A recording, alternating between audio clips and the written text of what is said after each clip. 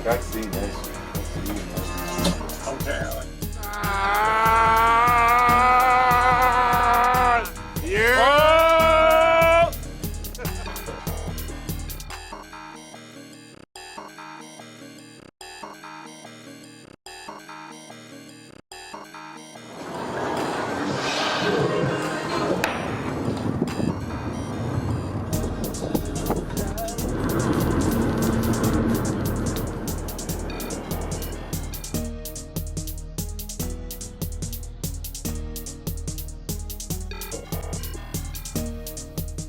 Triszy Vasquez, Music Buff Radio, Infinite TV. Shout out to my nigga GQthedon.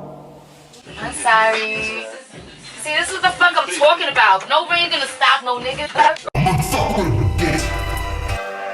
Triszy Vasquez Facebook, Triszy Vasquez Instagram, also SoundCloud Triszy Vasquez, and also that's me. When you see me, you see that paymentoverdue.com. Let's not forget that paymentoverdue.com is the movement right now. I have a website up for my for my merchandise and for all my music. That's where you can find me at paymentoverdue.com. Payment Overdue Instagram, trizzy050.com for Instagram, and also Triszy Vasquez Facebook.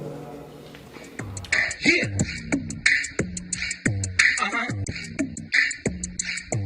Yeah, bring back hip hop. Roll up the dust, pop open the black top. Take one to the head, make my eyes red. Pour something out for the dead. Special proof, passion and mixed fruit. Pina colada, lemon lime, and berry blue. Bustin' down the 40, me and my shorty. OPP, we about to get naughty. Loose, loose, we about to get loose. Crack a 6-pack when I'm chillin' with my crew. Hanging with the guys, trying to stay alive. Baptized in the pool of St. Ives. Business is, man. Payment Overdue, the album, we here, man. Shout out to GQthedon. Let's go to family. You already know Brownsville, Brooklyn, we in the building.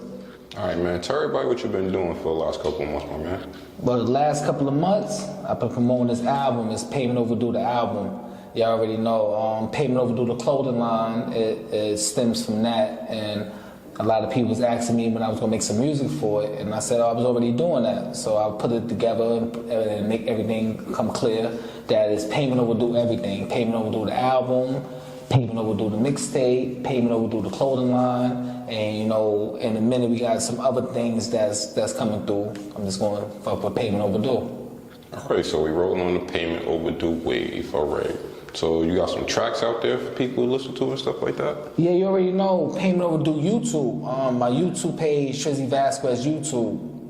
I just put out a mixtape, Payment Overdue the mixtape, which had 8 tracks on it, and that was something that I put together for original tracks, for mixtape tracks that I put together, 8 tracks to put on a mixtape to give out to the people to listen to, and it's gotten a lot of listeners over there, a lot of people viewing it. It's on YouTube and it's also on SoundCloud. It's called Payment Overdue the mixtape, and I dropped like 8 songs off that, and I did like 2 videos off of it already, in which I'm gonna do 4 original tracks, 4 mixtape tracks off the Payment Overdue the mixtape on YouTube and SoundCloud. And I just dropped a video for Black Bag. Like that shit was getting much views, and people were saying that was the one to go with. And I shot the video in one day and I put it out the next day. So you know, I'm trying to work like that. I'm trying to put the mixtapes out and the videos out and nick of time so people can get them. Whichever joint you like, let me know, and I'll do the song that day and the video that day. So let's get more into your background. Like, you from where again? I'm from Brownsville, Brooklyn. Alright, so what made you take on the name Triszy? Or what's your name again? My name is Triszy Vasquez. Oh, okay, yeah, okay. So Triszy Vasquez, what made you take on the name of that? Alright, cool. Me being from Brooklyn, I started making my ways around. And I'm gonna tell you one reason why. Because fashion played a major role in my game, in my name. I started traveling around to buy clothes. So when Brooklyn didn't have a lot of, variety of clothes, I started going uptown, and I also started going to 59th Street, and I also started going to Bloomingdale's. I started going to these places to find clothes. But I wound up finding myself in Harlem, but Harlem get all the clothes, Harlem get all that shit, the Pelly Pellies, And at this time, it was called Black Label. It was called Gnostic. And I used to have to go to Harlem to find that stuff. So when I go to Harlem and I get it, and I come back to Brooklyn, and a lot of niggas like, yo, where you get that from? And I'm getting it from Harlem. Like, where you getting the Gore-Tex from? I'm getting it from Harlem. Well, that's the Vasquez. I'm gonna call you Vasquez. I said, all right, cool, my name Vasquez. I'm gonna fuck with that. I called my man one time, and he speaks to me on the phone. He like, yo, Big Trizzy. I'm like, what's good? He kept calling nigga like Big Trizzy. I'm like, stop calling you that. My name, nah. He's like, nah, son, my name Triszy Vasquez. That's your name. And I'm like, hold on, let me call you back real quick. I'm on the phone with a nigga, and I smoked a blunt, and I picked back up the phone. I called him. I said, "That's my name, bro. It's called Triszy Vasquez." He said that's a good fit, and I ran with that ever since then. Since 2016, that's been my name. That's been my game. That's why I started fucking with the name, because I would go all around the world just to find a shirt. I would go all around the world just to find a belt. I would go all around the world just to find a fucking how can I say? Handkerchiefs, anything that was different than what Brooklyn was giving. Brooklyn don't have a lot of variety of clothes, but you know, Queens, Manhattan, and also the Bronx have a lot. So if you ever get a chance to go to Manhattan or the Bronx, you know, the Bronx definitely has a lot of variety of clothes, and Gun Hill Road has a lot. You know, there's a lot of different things. Harlem definitely 125th. 135th, 135, you know, all those places like that has a variety of clothes. And then when you go to Queens, you know, we got Jamaica Center. You go there, they got all the good clothes and all that. Like, I'm not taking nothing from Brooklyn. Brooklyn just so happens to have Brooklyn style. And I wasn't with the Brooklyn. You get money, I was getting a lot of money back then. So I wouldn't pay $300 for a pair of pants in Brooklyn. I'd go to Manhattan and pay $400 or $500 for a pair of jeans in Brooklyn. So I'd rather sit there and go there instead of going to Brooklyn to pay that bread. You know what I'm saying? All right. Shout out to the Atrium. Not to cut you off. The Atrium was a good spot to be closed. Atrium. Fuck with that back in the day. So how your music relates to your style and your background? Same shit. Like I said, the style, like my music, I'm from Brooklyn, but you know, my style is Manhattan and Harlem and the Bronx. It's the flamboyant style, it's the flamboyant clothes, it's the different culture of clothes, it's the different styles, the different name brands. So when I bring it to the music, it's a different, like it's not just the Brooklyn hardcore shit. I mean, we in the hallways beating on the walls and making tracks. Yeah, that's the hip hop, but when you need to cover that shit up, you gotta go somewhere else, because they don't know. A lot of people don't rock with Brooklyn as far as Brooklyn attitude, so we gotta blend in. Like I said, when we had to go uptown and check Poppy and all that. Poppy wasn't serving us if I had Brooklyn clothes on. So I had to learn that. I said, yo, I gotta come up here looking like one of them for him to give me. He's not gonna give me my shit unless I look like one of them. And it was crazy that I was fucked up like that, but I ran with it because that's how I had to survive in the game. And like I said, I became one of the ones that would be able to go to Harlem and go to uptown and be able to do what I had to do, because a lot of people seen my style. So if I wasn't getting off the train looking like one of them, they wasn't accepting me, And that's just my style. My style is all that all the way through. Every time I start a line, from the first line to the last line, it's always that Brooklyn Harlem mentality. It's always that Brooklyn Bronx mentality. It's always that Brooklyn coming from Brooklyn going to somewhere else. I mean, to get the traveling and come back and put it into the game. All right, so as an artist, what makes you focus and what drives you to do what you're doing right now? I mean, hip hop is like a culture that never stops. So as long as they don't stop, I don't stop. And as long as we keep going and keep pushing the culture, as long as it's in a positive way, and as long as it's able to be projected in a way where we come from the streets and show we come from the streets, I'm definitely with it. So that's what got me to keep going. It's nothing. I'm never gonna stop until I stop.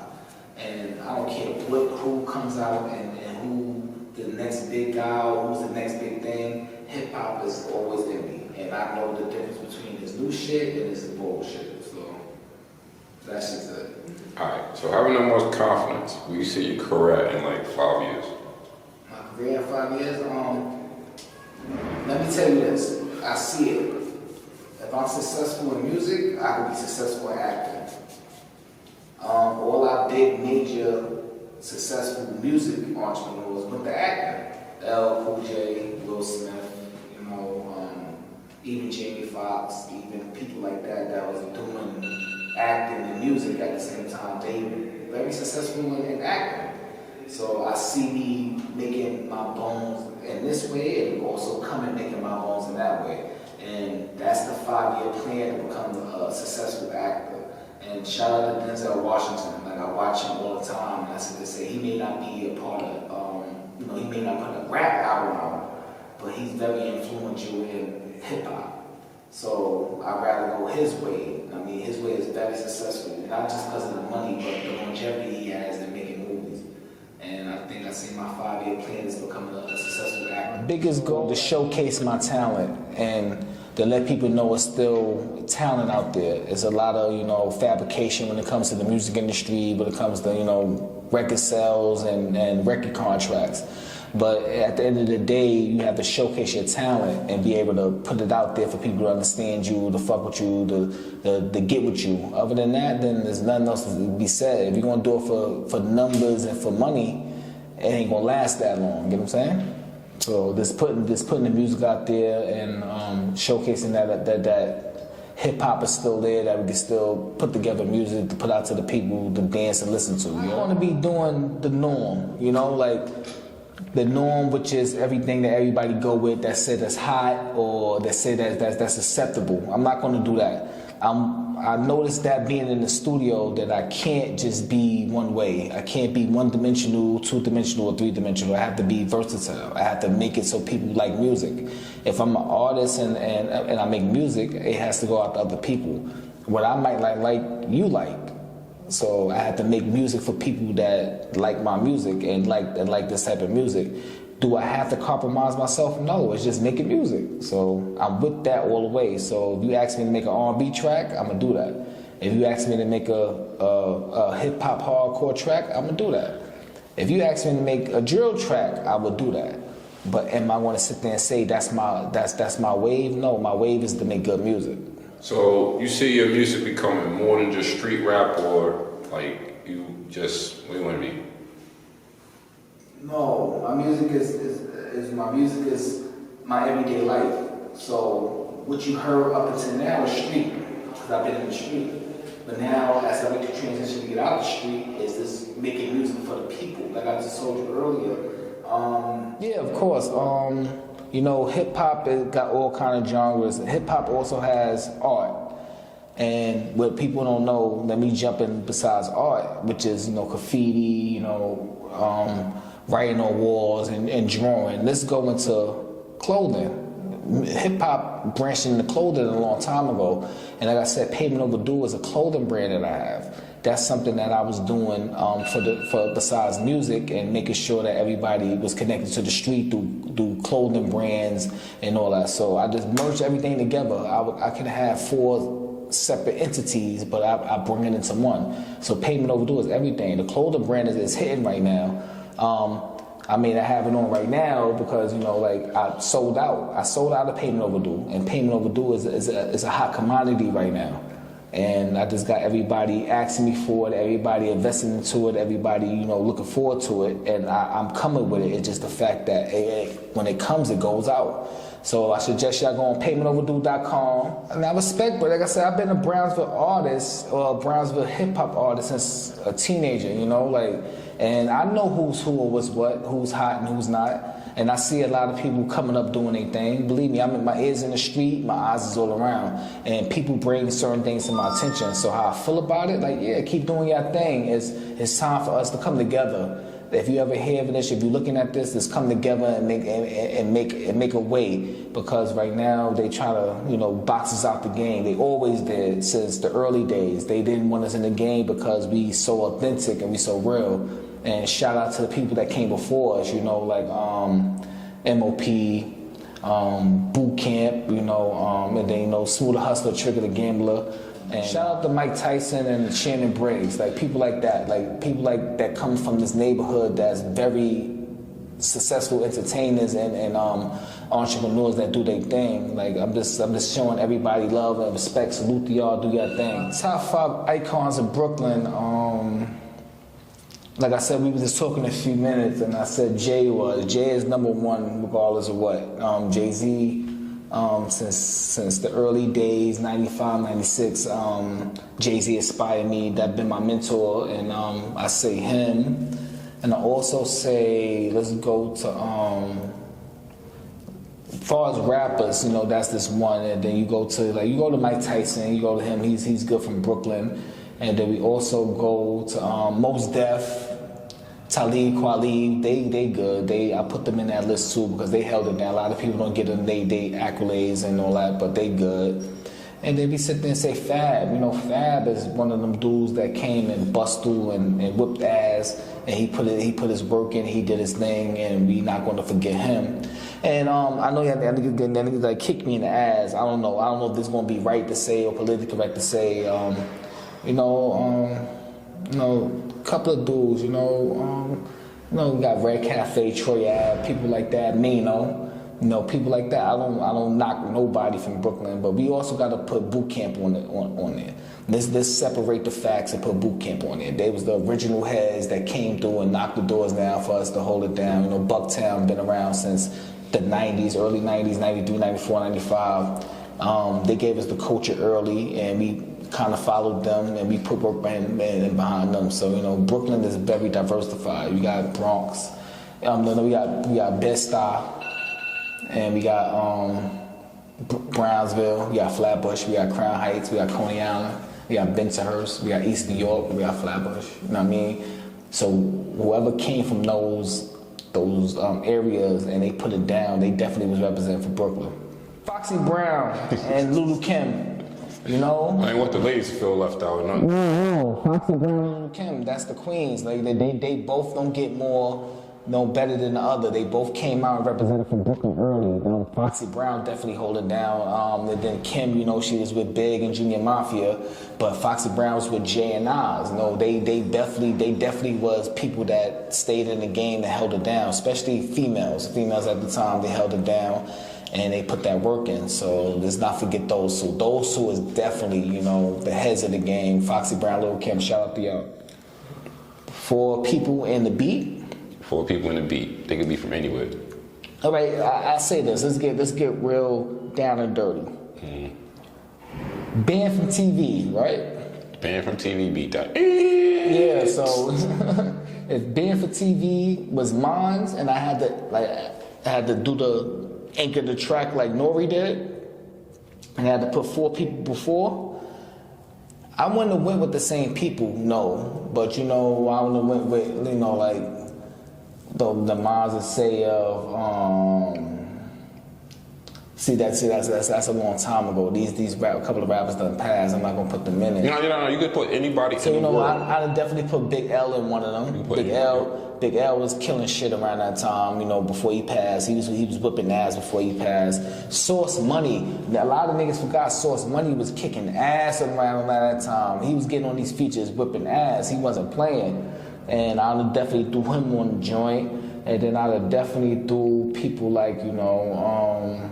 No, Mace was kicking ass around that time. He was putting in work around 97, 98 when the industry was like up and down with the East and West Coast thing. A lot of people did. And then since the fact that I think he should have been on those ciphers around that time, a lot of niggas was sleeping on DMX, man. Rest in peace, DMX, man. Oh yeah. DMX was kicking ass. DMX came in this game and he was whipping their ass. He ain't played with them since he came in the door 97, 98. All the way to the day he died. Regardless of what you say about him or how you feel about him, he's a hip-hop icon, a hip-hop legend, and a hip-hop, you know, pioneer that pioneered the game from those times, coming in from the platinum era to now. Yeah, I was a fan of DMX as an actor, because let me tell you something about Belly.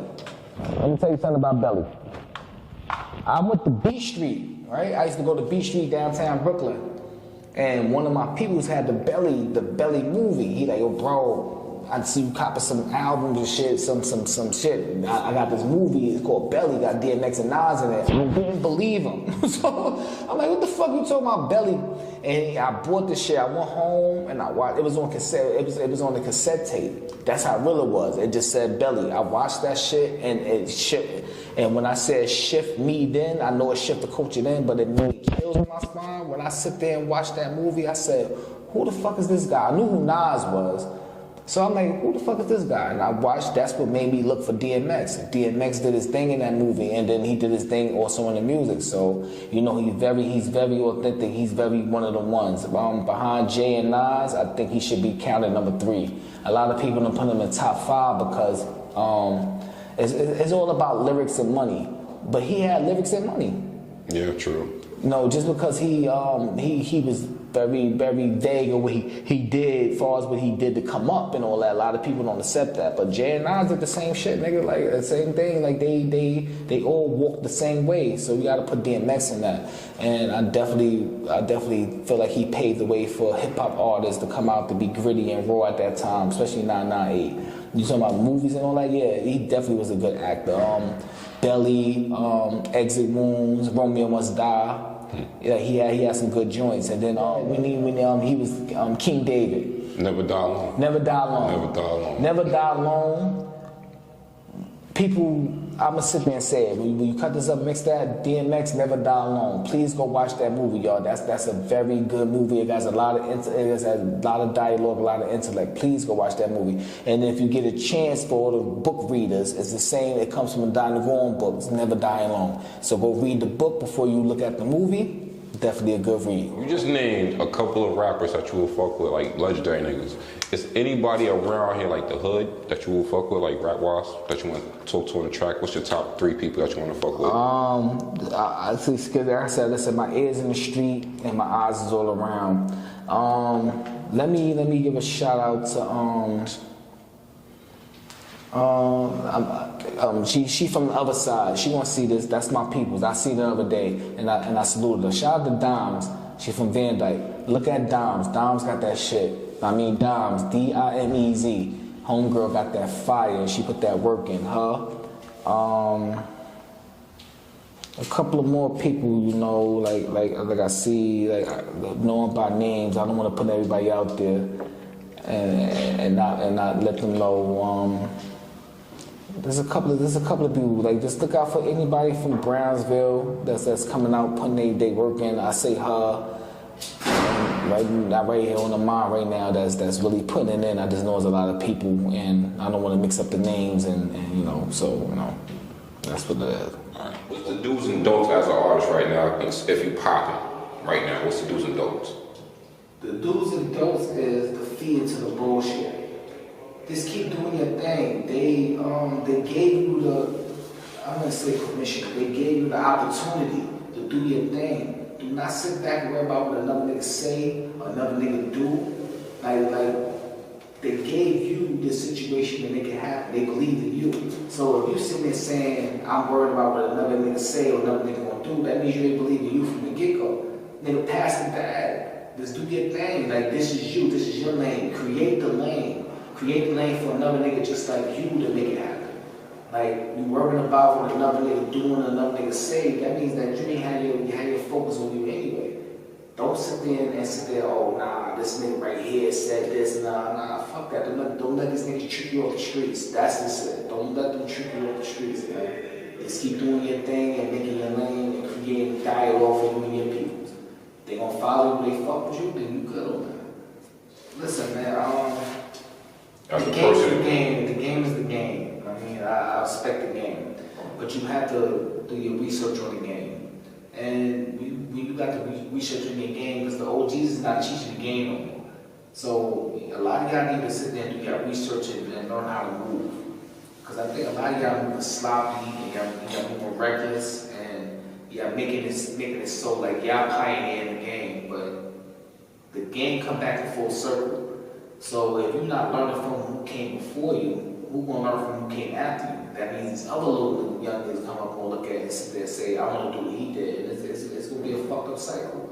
So look at the OG niggas. The OG niggas may not be teaching you the game, but they left the game.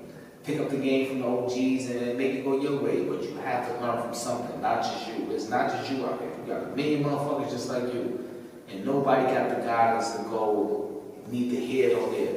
It's not going left, it's not going right, it's not going nowhere but in a circle. So it's gonna come back around, it's gonna bite you in the ass. We losing a lot of youngins in the game because they don't have no guidance. So listen to the OGs or look at the OGs and see what they did and do the upper way, and you'll be able to make it the way. That's just it. Listening. No, it's not even listening, watching. You gotta do like I just said. I was at the beginning of this. Your ears and your eyes. You gotta do, and then don't say a motherfucking thing. Watch what you say. Listen to what you're looking at, and then watch what you're looking at, and then you be able to get through the shit. I mean, like a lot of motherfuckers sitting out here putting out false narratives, saying this is what it is. It's not what it is because it worked for them. Doesn't mean it's gonna work for you. You gotta watch that shit. You gotta watch the game. Watch the game. Like I said, like a lot of people I put out and say I watched the game and I understand what they was doing, and I look more into them than listen to their numbers of music they sold or what kind of attitude they was putting out. I looked at them as a person and say, oh, that's why he acting like that. That's why he moving like that. And I'd rather do that than do nothing else because they winning. Motherfuckers is winning, man. They coming behind that. B-Cat, shout out to B-Cat. They forgot about B-Cat. B-Cat was from 068. Flex in Brooklyn. Everybody thought they was fly. Said that, Ghettonomics, all that shit, all that shit was the shit back in the day. On a Friday night, I was talking to my homegirl. She used to come do a check-in around the time. That's always had B-Cat on. She's like, I got B-Cat on all the time. It's the shit, bitch. Friday night, getting dressed, getting drunk.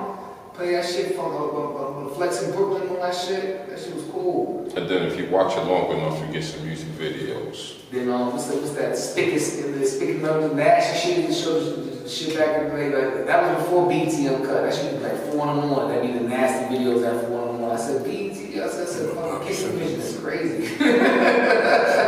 Bobby Simmons?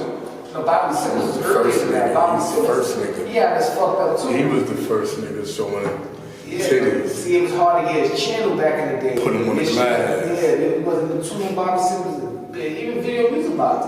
If you didn't have Video Music Box tuned into your TV, clear, ready to go, it's hard to watch that shit.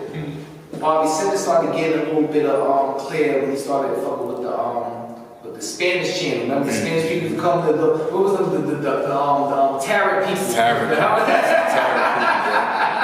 If it wasn't for them, we wasn't even able to watch Bobby Simmons. But shout out to Bobby Simmons, because Bobby Simmons was he's underground. He played one of the underground videos, yo. That was the first time I ever seen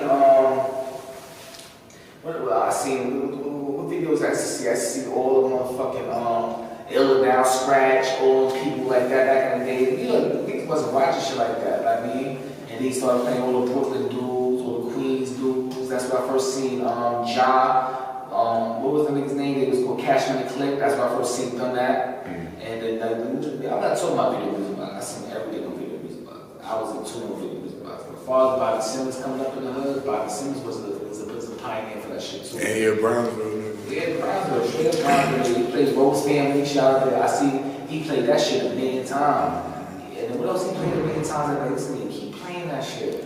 And I was like, damn, why he always playing this video? But a lot of people requested that shit. So I mean, like I said, shout out to him. He always broke his videos and made sure we see the streets of what it was, you know. Shout out to Bobby Simmons.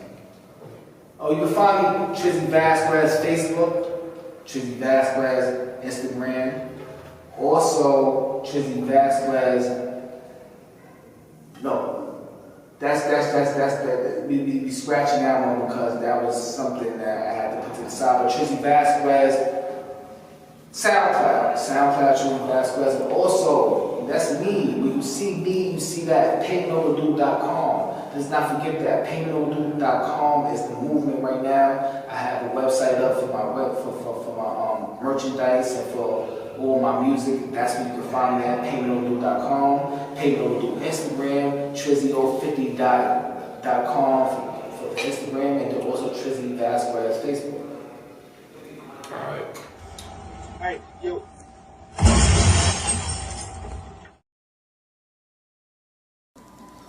I'm going to say a few things.